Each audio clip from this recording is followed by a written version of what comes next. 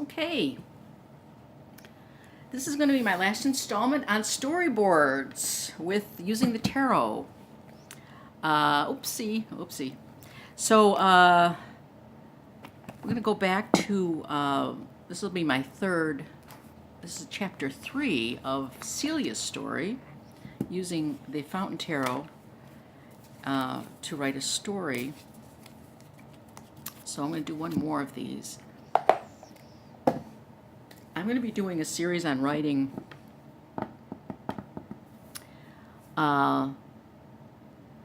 fiction. Also writing books. I have fiction books and nonfiction books. But my love is fiction. So I have a couple short story collections and then a couple of novels and many beginnings of many books that are not finished. So I am going to be doing a series on that. But right now we're just going to continue on with our story of Celia. There's part 1, part 2, part 3 if you want to watch those. I'll have a link. Do I have a link? I have a link at the end of the chapters, end of the videos to point to the following one, so we'll do that. I'll put a link to the first one at the end of this one. Okay, so we're going to check back with Celia, and she had a bad day yesterday in the story. That was the first and second chapter. So we're going to go one more chapter. It's the next day. I'm thinking it's Friday. It's a Friday. She's at work, last day of work for the week. But maybe it'll change when I see the cards. So telling stories with the tarot cards are a lot of fun because you can just go with it. You don't have to have any preconceived knowledge. Now what happened was when I did this before, I got up to 10 chapters, and then I started thinking of the story more organically than using the cards. I didn't go any further. I wanted to do 20 chapters, but I didn't get to the 20 chapters. But the story was well underway, so I was thinking of the story without using the cards. It would have been interesting to use the cards, to have kind of like use the cards and then not use the cards and continue the story to the 20 chapters to see how they would diverge or how they would stay the same. Something for me to do. Go back to that first story. Okay, so here we go. And this is upside down. I don't like things upside down. 2 of Cups. And it's upside down again. Is this upside down? No, it's not. It shouldn't be upside down. Okay, 2 of Cups. The 2 of Cups showed up in a previous video, and it made me, I think it made me think of her boyfriend. But here we have 2 women. So she's back to work. I believe it's a Friday morning. That could change. I believe it's Friday, the last day of the week. She went out the night before, got quite drunk and did a few stupid things. Back to work. She has a bit of a hangover. And she's doing her job, and she decides to talk to the girl, the young girl, who the young girl is the woman who was approached by Celia's boss, approached sexually, her boss was sexually inappropriate with the young woman, and she overheard them, and the woman did not seem happy about it. The young woman, she's a younger worker. So I see Celia, maybe this is Celia here, and then maybe this is the younger woman, and I see her trying to go talk to her, and Celia really doesn't want to get involved with the situation because that's her boss, and she's middle management, and it's like, how can should she deal with it or should she not deal with it? Yesterday she was not going to deal with it, but today she's thought, well, maybe she should at least talk to the woman and just kind of feel her out, and maybe since Celia knows more about what's going on, maybe she's going to try to talk to her, maybe ask her for coffee, go out for coffee, maybe at 10 o'clock, say, well, let's go, you want to go up to the cafeteria and get some coffee. And she knows the woman, she's not that friendly with her, but she's gonna reach out to her because she would like the woman to, she thinks that, maybe she can encourage her to talk to her or encourage her to do something about the boss. Because Celia doesn't want to get involved with any of this. So she's seeing that maybe she can get a sense of the woman and how if the woman will open up to her, or maybe try to get the woman to open up to her.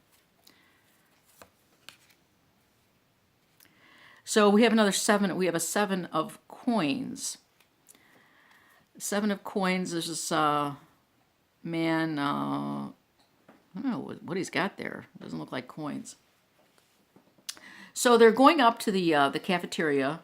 It's down to the cafeteria. I'm not sure.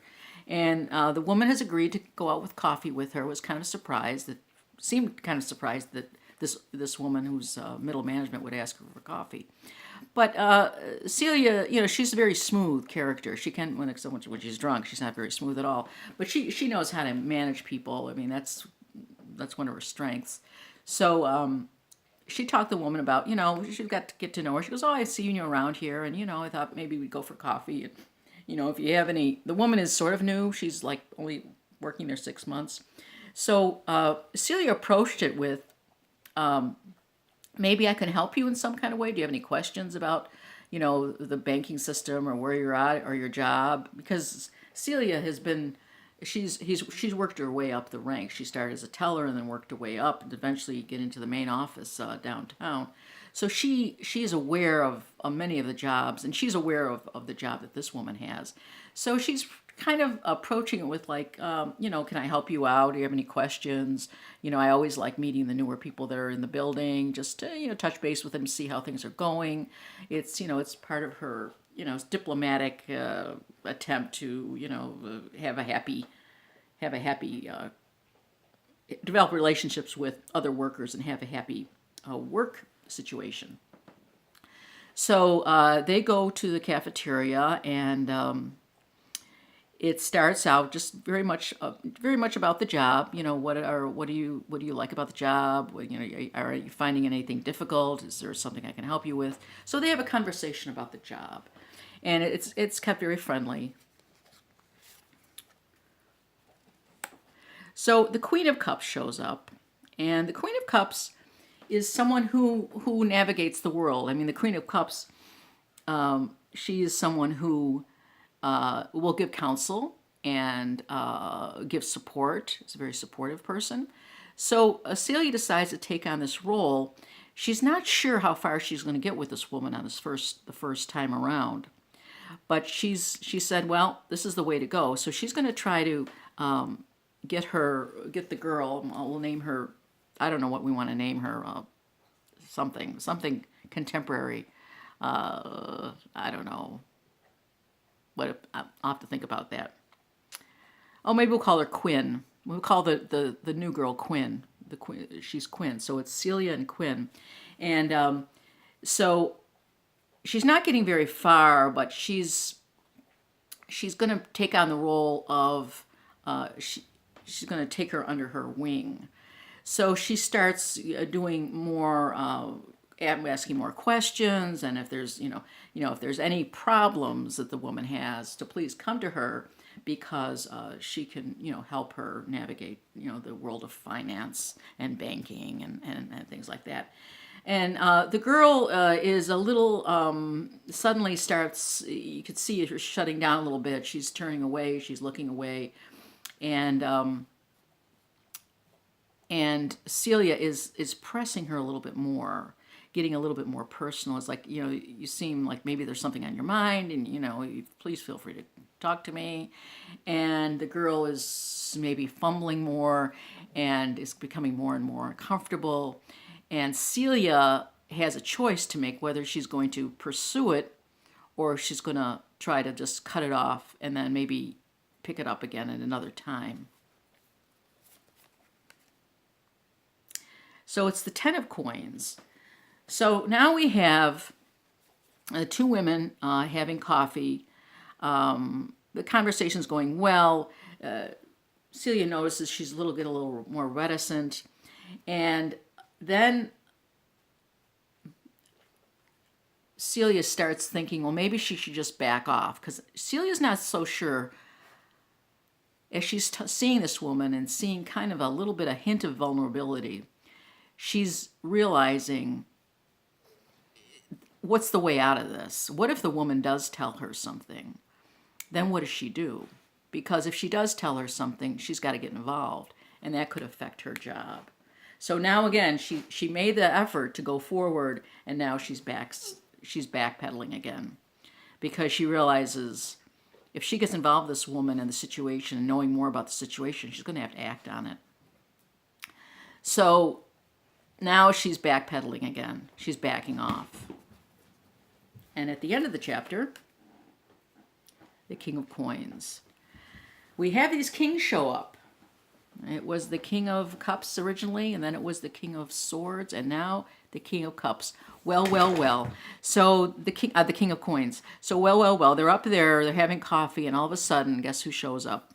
The boss again. Only this time it shows up as the King of Coins. He shows up as the man who's in charge, greatly in charge. And then all of a sudden, everything becomes very friendly. And she's sitting back watching the interaction with the King of Coins, the boss, and the woman. And he's up there, and everything he says can be taken in two ways. You know, he says hello to Celia in a friendly way, and he looks over to Quinn and kind of looks her up and down. It's not like this friendly, it's sort of like this creepy looking up and down, and talks to her in a different tone. And it kind of makes Celia feel uncomfortable. Now, because she keeps vacillating back and forth with what she should do about the situation. So she's sitting there watching the interaction that she's having with this guy, and the interaction that the younger woman's having, Quinn's having with the boss. And, you know, knowing what she knows, she sees there's definitely a problem, a serious problem. And he tells Quinn, he goes, well, I have to work on such and such a report. I need you there to help me edit it. And so I expect you in my office at 3:00 this afternoon. And Quinn sort of stammers, yes, of course I'll be there. And so then he walks off. And that's how the chapter ends. So we're not sure what she's going to do about this. Oh, the tangled webs we weave. So that is the end of chapter 3. It's going to get serious with this woman and the boss and Celia. So that's chapter 3. I don't plan on doing more of those, but that's how you can use the tarot for storyboarding. You don't really have to know. I mean, I know a little bit about the tarot. I won't know a lot more about the tarot than I used to know. But the thing is, you don't have to know about the tarot to use it as a storyboard. Some of these are upside down. So, you know, you can just pick a card and look at it, and, you know, maybe say, well, it's about a guy, and he's putting together something. He's an engineer or something, or it's at nighttime, and you could say something like that, or you could say, oh, here's a man. He's in a lotus position, so he must be, you know, meditating, and there's a bird there, and that's a sign. Maybe he lost someone, someone died, and the bird's coming back, and he's thinking about that person. Or here's a person who's in there, but it's a rolling sphere, and it's maybe person is dizzy, or a person is going within, is being constricted in some kind of way. Here's a baby. You know, they could be thinking back to an earlier time, a better time when the sun was rising and you were a young person. So there's a lot of things you can do, especially with decks that are sort of graphic. And these are contemporary cards. So these are something you could definitely use to tell stories. If you know the tarot, it'll help you maybe get more meanings out of it. but you don't have to know the tarot to be able to tell a story with these. I hope you found this interesting. What I'm going to do is I'll probably have these 3 videos also put into the writing series that I plan on doing on fiction writing. So that's my chapter 3 of a storyboard for Celia, and I hope you've enjoyed it, and I'll be in touch soon. Have a great day.